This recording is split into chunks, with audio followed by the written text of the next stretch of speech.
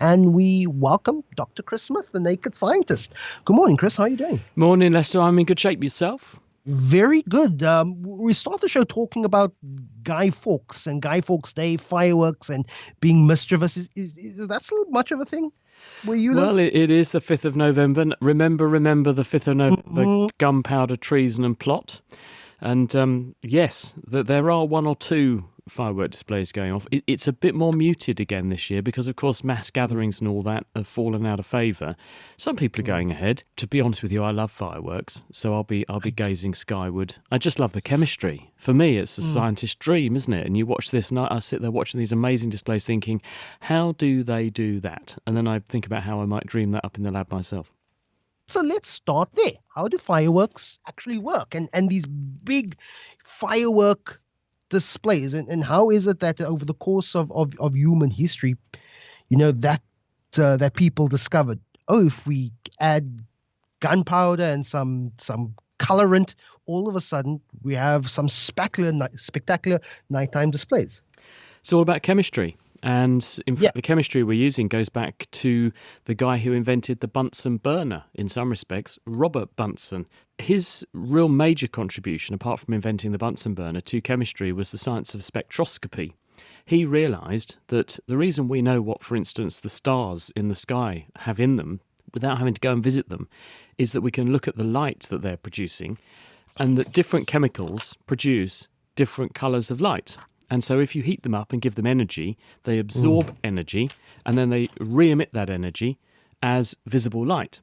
And different chemicals have different colours of light. So if you want to produce fireworks of different colours, you have to know your chemistry and your periodic table. And so when you see these beautiful bright red displays, for instance, this is often calcium, sometimes lithium, because when you put atoms of that particular thing into a firework and then excite them by burning something hot, then the heat goes into the chemical absorbs the energy and re-radiates it as light. You can also use things that burn, metals like magnesium, that burn very ferociously and produce bright white light, and they can be used for a range of different purposes to both give light, create sparkle effects, and also to give energy to other parts of the fireworks. Sodium, the stuff that you also find in street lights to make the streets nice orange colours at night, that's also used, very, very cheap chemical, in these fireworks to produce the bright oranges that you see. Barium, occasionally, to give the green colours, and iron salts, of course. So you know your periodic table, you pack all these things together, you give them a source of energy, and if you want to make whiz-bang sounds, then you basically turn your firework tube into the same as an organ pipe. The way an organ pipe works is that you have a source of air and vibration blowing along the pipe, and there is a section of the pipe which is open, and as the air rushes through that opening, it produces vibrations that effectively amplify within the body of your firework. And longer fireworks make a lower pitch, shorter fireworks make a higher pitch. Excellent. Here's a message, and it's that time of the year as we start planning Christmas treats and things like that. Hi guys. My parents have a Christmas cake for over 1 year. Is it still eatable? How is it possible that it can go? How is it possible it can go bad and fungus grow on it? I know there are some people who have traditions of keeping a slice of your wedding cake for for one Yeah. year of your 1 year anniversary. Or for your child's But christening, why? isn't it? And I tried to do that. Now one wasn't very well stored, and so the top tier of our wedding cake unfortunately went in the bin because it was not edible. Shame, because the rest of the cake was delicious. But the answer is you can keep your Christmas cake, and in fact, believe it or not, I'm not making this up. The other day, we were actually eating some Christmas cake that we found, my mum found actually, that she'd made, and because of Christmas being a bit of a write-off last year for obvious reasons, it never got used. She'd actually put it in the freezer, can you believe? And it was delicious, even though it had been iced and everything. But many people don't put them in the freezer at all. And what preserves them is that the icing, which is sugar, forms a crystalline, relatively impervious coat around the outside that keeps bugs out, keeps the moisture in.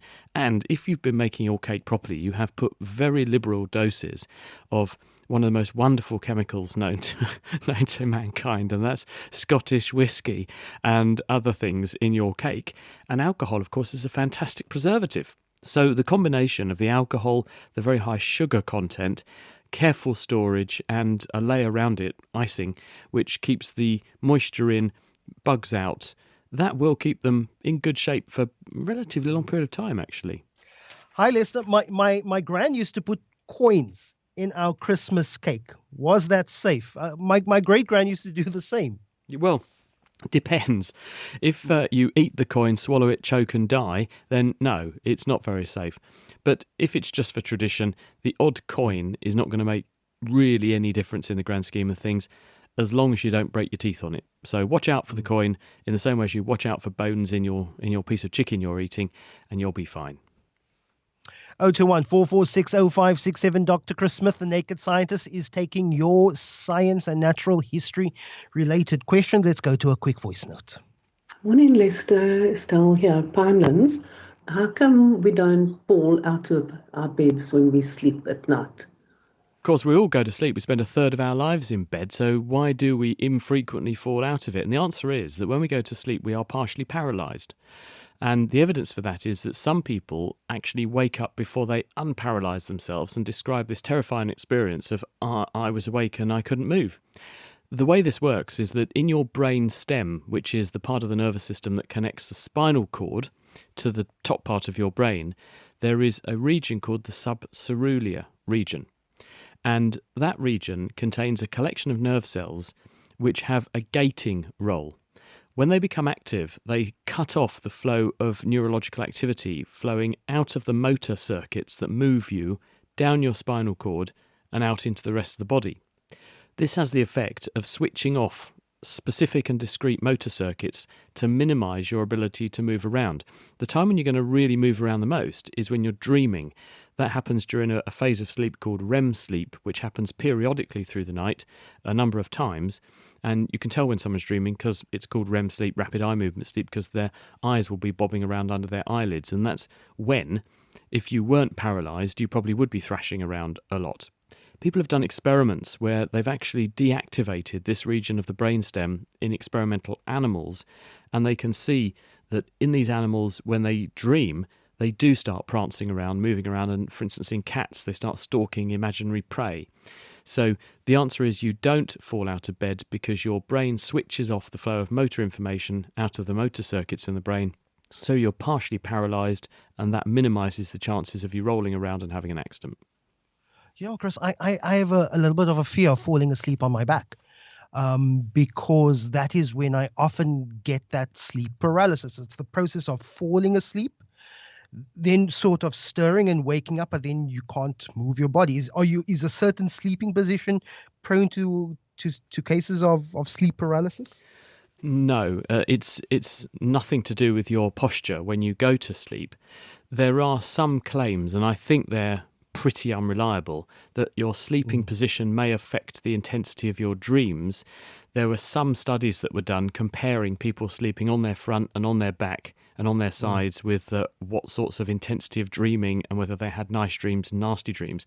And there was some sort of weak trend there, but I think really it's not good quality research, which we shouldn't set too much store by. So no, posture probably doesn't make a huge amount of difference, except under the circumstances of some people, if they have sleep apnea, especially people who might have gained a bit of weight as you've got older. Right, well, if that's the case, then when you go to sleep, the soft tissues at the back of the throat can sag backwards and partially, or in some people, completely occlude or block the airway temporarily. This can leave people low on oxygen periodically through the night, causing them to gasp and wake up feeling like they're drowning, or that they suddenly need to sit up and breathe, which they do. And it could be that that's why in you and in people who have this condition, that's why you have that particular penchant for not sleeping on your back, because it will exacerbate that particular problem. David in Newlands calling in. Good morning, David. Good day. Some weeks ago, you said the universe was expanding. Are we in a bubble, or what are we expanding into? Are we going to pop out of a bubble, or where are we going? Thank you. I listened to you on the radio. We don't know, David, and this is the big question. The thing is that the universe is everything, and as far as we can tell, the universe is getting bigger. The evidence it's getting bigger is because when we look at distant objects in the universe, we can look at the light that's come across the universe to us, and because the space between us and that object has got bigger, the light which has passed through it has become more stretched out. And it's the light equivalent of when you hear an ambulance coming towards you, the siren changes in pitch. And when you see the ambulance going away from you, the pitch lengthens or drops again. Light does exactly the same thing. And so as light comes across the universe that's getting bigger, it gets stretched out and becomes more and more red. That's called red shifting. And the farther away we look, indicating that we're looking at objects that are farther back in time too, because of the speed of light, the more red shifted those objects are, indicating that the space between us and them has expanded more and is accelerating in its expansion. So as far as we can tell, at least at the moment, the universe is not static, the universe is growing. It's growing because the space on massive scales between us and other objects is increasing, and that is having the effect of making the universe grow, so it's getting bigger, but it's also growing faster. So the faster it goes, the faster it grows. What the ultimate endpoint is, we don't know. And what's outside the universe? Well, the philosophers would tell you that the universe is everything, and therefore it's not expanding into anything because it is everything, and therefore it's just getting bigger. Hi, Lester. Why do we have to take out our laptops at airport security? This stems from about 20 years ago when there were a number of terrorist plots where people were modifying laptops and using things like the battery compartments in laptops, which were, because of the vintage of those machines and the way we tend to use laptops, pretty big and therefore had lots of capacity to get things like explosives in there. So they were using laptops as potential vehicles and conduits through which to smuggle explosives or build bombs. And as a result of that, the only way for people to make sure that they could see clearly through the laptop was to get them to be removed from people's luggage, because some luggage contains things which are opaque to the scanners that are being used at airports, and that would stop people getting a good view. Under other circumstances, it's just because of all the other crap and stuff that's in everyone's luggage. You can't see properly through the objects then either. And so the safest thing to do was to get everyone to take them out, put them in a separate box so that they could have appropriate viewing to look for the danger signs that these laptops have been modified in this way. With something much skinnier, like iPads, it's much harder for people to conceal much that's meaningful in there, because there's just not the space to pack in the sort of amount of material that you would need, like there is with an old-fashioned laptop. Dr. Chris Smith, taking your science, natural history questions here on the Morning Review. Hi, Lester and Dr. Chris.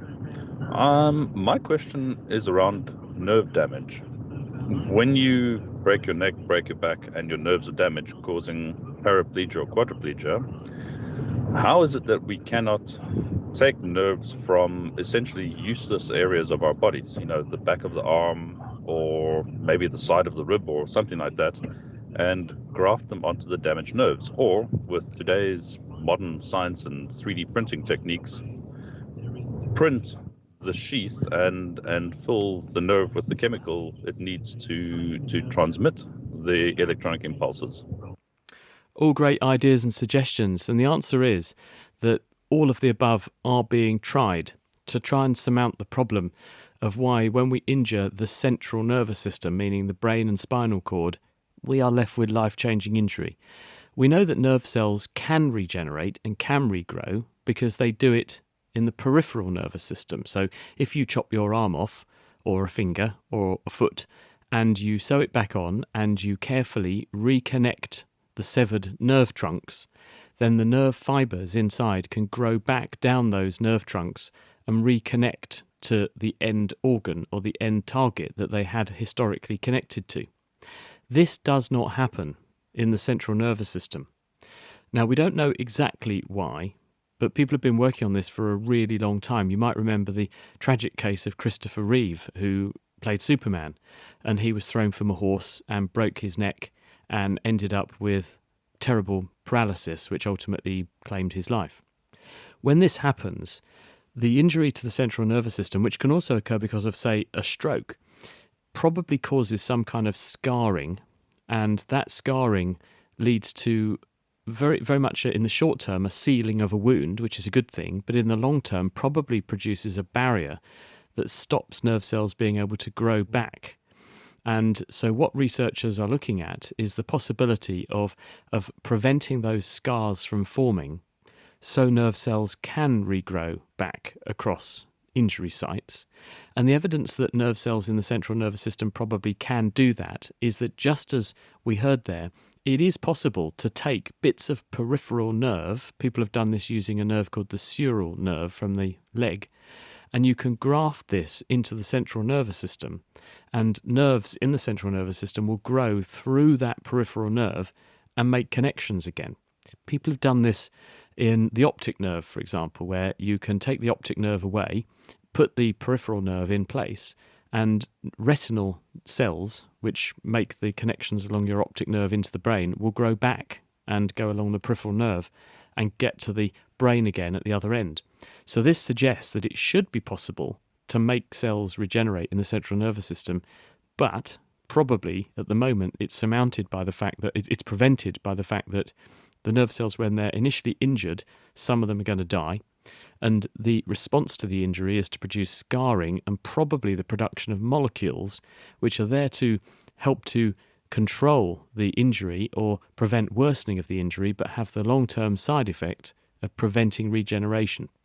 So scientists are working on a range of measures that would enable us to prevent those scars, break down the materials that form that might inhibit regeneration, but then that still leaves the hard problem of, in your optic nerve alone, there are 1 million nerve fibres. That's just the optic nerve.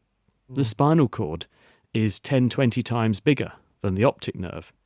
And there are therefore millions and millions and millions of nerve fibres running up and down there, like very complicated cables that connect the telephone system in an office block.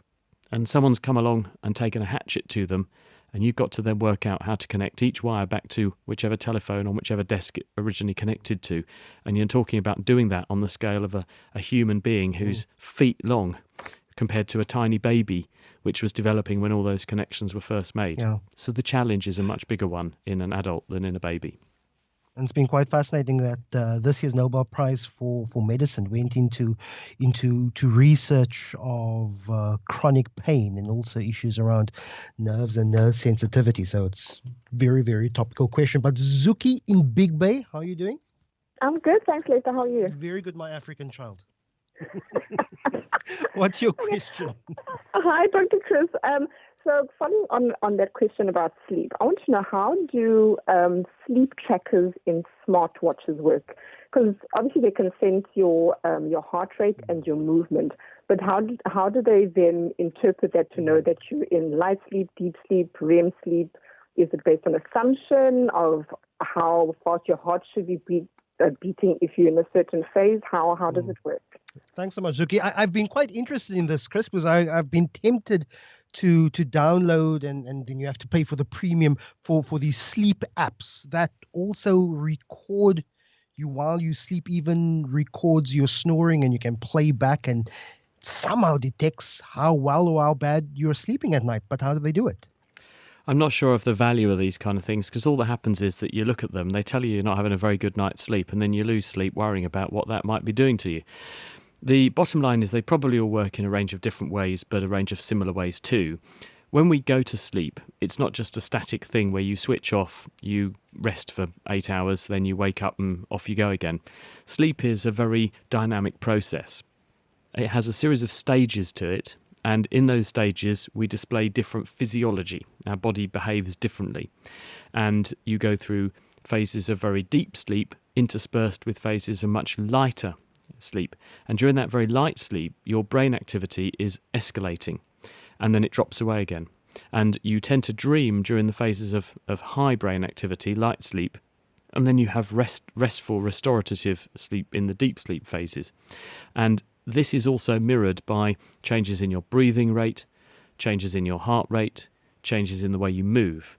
And these sorts of devices that can track you at night will look at how many movements you're making, They'll look at how fast your heart is beating, they'll look at your blood pressure, they'll look at your respiratory rate, and integrate all of that information to map it onto, in some cases they even record brain activity, to work out basically what the different phases of sleep are and how much of each relative proportion you're getting. And we know what amount of each you're supposed to get for a healthy, restorative, good night's sleep.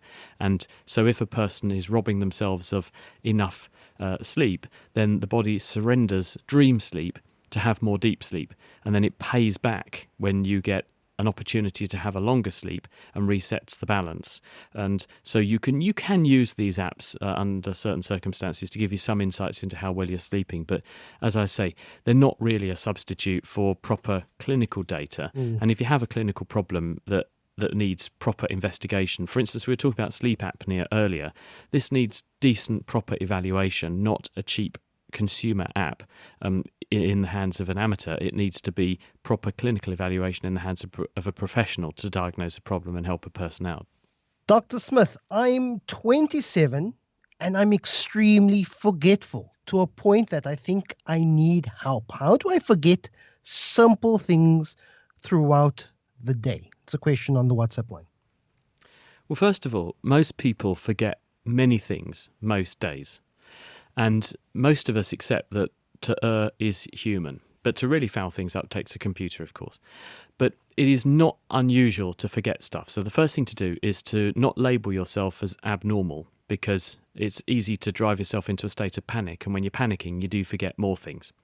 So many people have a bad memory, and there's nothing wrong with them. It's called normal life.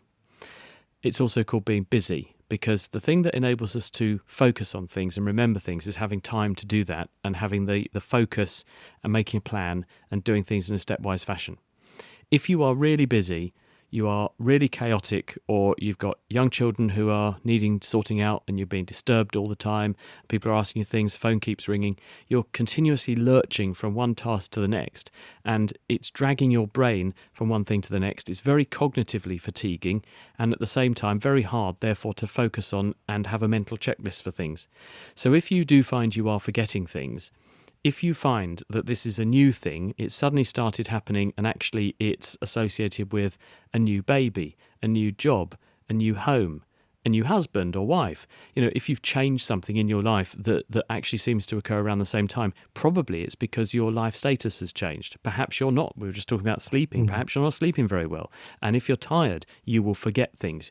So have a look at what has changed that might be associated with this. If this is a long-standing thing and it's getting worse, then perhaps that needs investigating. If it's a long-standing thing, you've always had it, and actually it's the way you are, then probably you need to look at what sort of devices could I use in my life in order to help me. I know I've got this. I know I tend to forget things. So why is that happening? What can I change about my life to make it happen less? And what can I do to help me so that if I do forget something, it doesn't matter. So write things down, make lists, organise your day in an ordered way so that you've got other reminders and cues to help you not to forget stuff. Well, then it's a nice way to end off this week's edition with people asking, well, how do you remember all this? Good morning, Dr. Chris. How do you know all this random stuff? You are amazing. Another question. I have never heard a question that Chris can't answer. So here's my question. Is there anything that he doesn't know? And why do some people remember everything, like Chris, and some people remember nothing, like me? Thank you, Tracy. I think it's all part of life's rich tapestry. And we're all really good at something, and everybody has got different skills. And when I watch a musician play and somehow manage to play these amazing bits of music, and they don't have any sheets in front of them, and it's all coming out of their head, and they can play for 3 hours at a concert, and it's all right, and it all meshes with what everyone else is doing, I am in awe. And I remember going to a concert once, and I watched this guy pick up his guitar. Actually, it was John Anderson out of the group Yes, and it was totally out of tune. And he went, oh dear, and then continued to amuse the audience talking while at the same time tuning a guitar, and then started playing. It was perfect. And I watched John Entwistle from The Who do the same thing, and I thought, this is absolutely amazing. How do these people do that? So we're all good at something, and in my case, I'm a pathological geek. That's what I'm good at. I guess also the muscle memory of also some things. Like for example, my dad, for the majority of his life, he's had to remember the names of his brothers, and then I came along. So when he's trying to look for me, he calls out Clifford. I mean Clarence. I mean Vincent. I mean Lester. And the same with my sister. He runs off his sister's names before he gets to my sister's because he's having to deal for the majority of his life with only those three names, and then I come along and there's another name he has to remember. That's the excuse he uses anyway, Lester, isn't it? But no, I always say to my students, because they all sit there in lectures and they just highlight stuff in handouts now, and I always say that's the wrong approach. Always take notes in lectures, always write stuff down, and then go home and write it up again. And the reason for that is you have then translated my thoughts and my way of thinking and my way of speaking into the way your brain wants to think and write. But also the mere fact of writing things down does create a muscle memory and a different way of accessing the information via the way in which you write it. And it makes it much easier to remember, and it crystallizes it into your mind rather than just running a highlighter over a page, which makes it much harder to remember. Dr. Chris Smith, looking forward to next week. Have a great weekend. And you. Thanks, Lester. Bye, everybody.